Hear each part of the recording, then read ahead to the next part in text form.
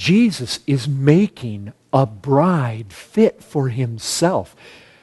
Can I tell you this? There is going to come the day when you are going to look into His eyes, and He is going to look into your eyes, and He's going to say, my love, you are perfect.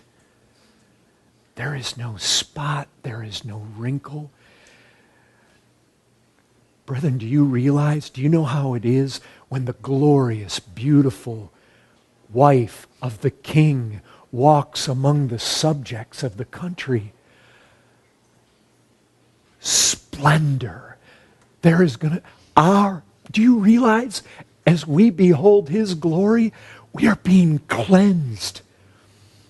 Moses, he was cleansed in the glory of God, and it came back off of his face. It radiated from him. We are being cleansed. We are being cleaned and purified by the washing of the water of the Word. Not by the water H2O, but by the water of the Word. And in that water is the water of glory. It is as though we go into a bathtub of glory. We go into the Word of God and we see glory and we are transformed.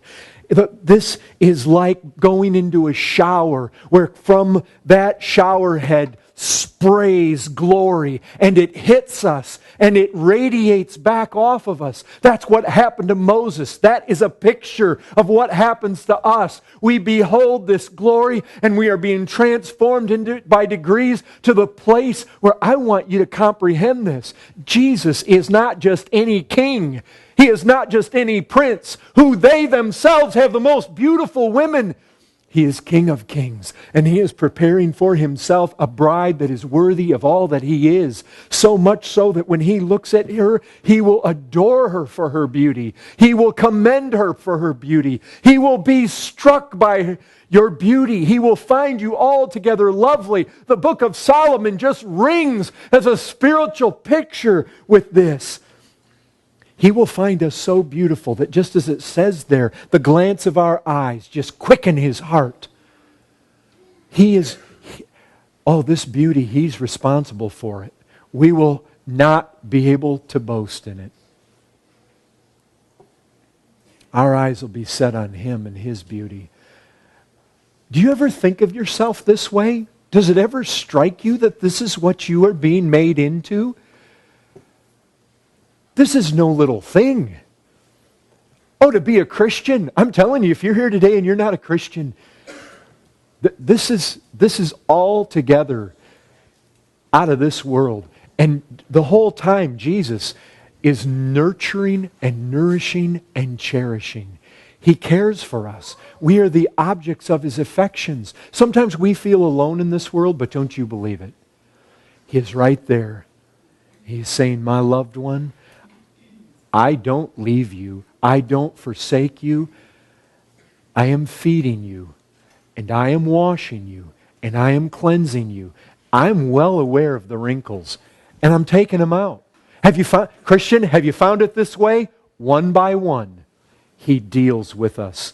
This sin, this idol.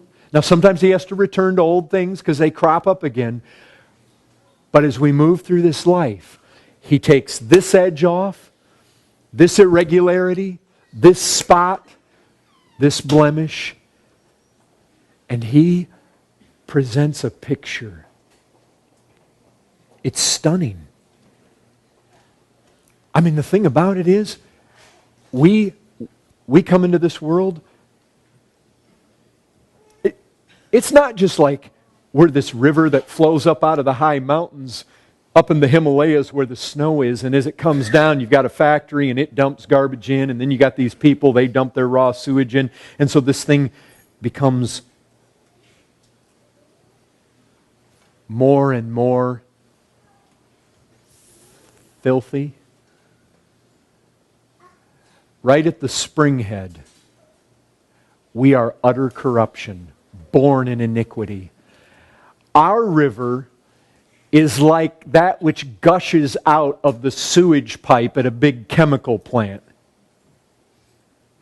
Before we had all these laws that prohibited so much of that, I mean, if you go back to Lake Erie in the 1970s and you looked at what came out of the steel mill, that's us. As this river flows now down to the ocean, Christ is making it into pure, pristine, cold drinking water that is without flaw. That's what's happening here. Cleansing, washing. Folks, let me tell you something. When you go into the Word of God, it is no little thing. Your daily time in that Word, no small matter. He is cleansing you by the washing of the water of the Word.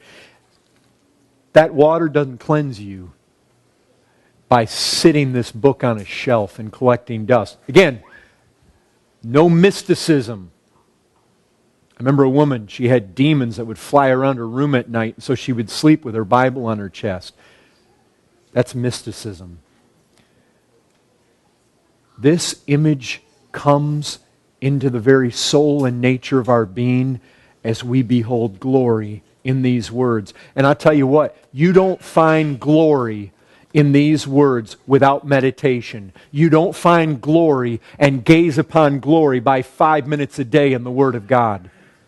Those of you that take this serious, that Christ is cleansing and nourishing and bringing along, making holy, setting aside for Himself, no spot, no wrinkle, no blemish, nourishing and cherishing. He nourishes us by His Word. Man does not live by bread alone, but by every word that comes, flows, every word from the mouth of God. Brethren, this is where we need to be.